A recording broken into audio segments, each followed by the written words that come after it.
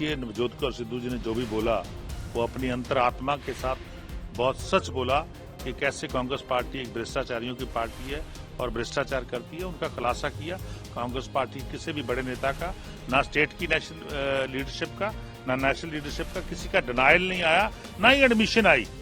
या तो एडमिट कर लेते कि उनकी पार्टी करती है भ्रष्टाचार, या वो डिनाई कर देते। ना डिनायल आया, ना एडमिशन आई। इसलिए नवजोत कौर सिद्धू जी ने जो भी बोला वो अपनी अंतरात्मा के साथ बहुत सच बोला कि कैसे कांग्रेस पार्टी एक भ्रष्टाचारियों की पार्टी है और भ्रष्टाचार करती है। उनका खुलासा किया। आज 4 दिन हो गए कांग्रेस पार्टी किसी भी बड़े नेता का, ना स्टेट की नेशनल लीडरशिप का, ना नेशनल लीडरशिप का, किसी का डिनायल नहीं आया, ना ही एडमिशन आई। या तो एडमिट कर लेते कि उनकी पार्टी करती है भ्रष्टाचार, या वो डिनाई कर देते। ना डिनायल आया, ना एडमिशन आई। इसका मतलब 4 दिन हो गए कि कोई ना कोई रास्ता ढूंढ रहे हैं कि कैसे इस एलिगेशन से बचा जाए। ये बहुत गंभीर एलिगेशन है, तो इसका मतलब कांग्रेस पार्टी में खूब भ्रष्टाचार होता है। ये लोगों के सामने बात आ चुकी है। सर, जिस तरह से उनकी ही पार्टी के लोग जो थे वो उनको कह रहे हैं कि वो उनको दवाइयों का असर है, इस टाइप की बातें कर रहे हैं। She is cancer survivor. उन्होंने कैंसर के साथ एक बड़ी जंग लड़के वो उभर के सामने आई है और दोबारा लोगों में आई है और लोगों में आके सेवा कर रही है। ऐसी औरत का तो मैं समझता हूँ सम्मान करना चाहिए।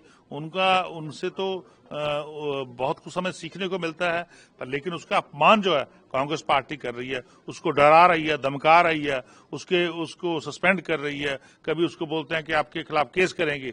तो मैं समझता हूँ ये बहुत बड़ा जो औरतों का अपमान है वो कांग्रेस पार्टी करने जा रही है। जाखड़ साहब ने भी इस पर ट्वीट किया, उन्होंने कहा कि मेरे भी जांच होनी चाहिए क्योंकि मैं भी उसमें प्रधान था और इस चीज की जांच होनी चाहिए। तो क्या देखिए, जाखड़ साहब को तो बहुत ज्ञान है। उनका प्रभार 70 साल से कांग्रेस पार्टी से जुड़ा हुआ है।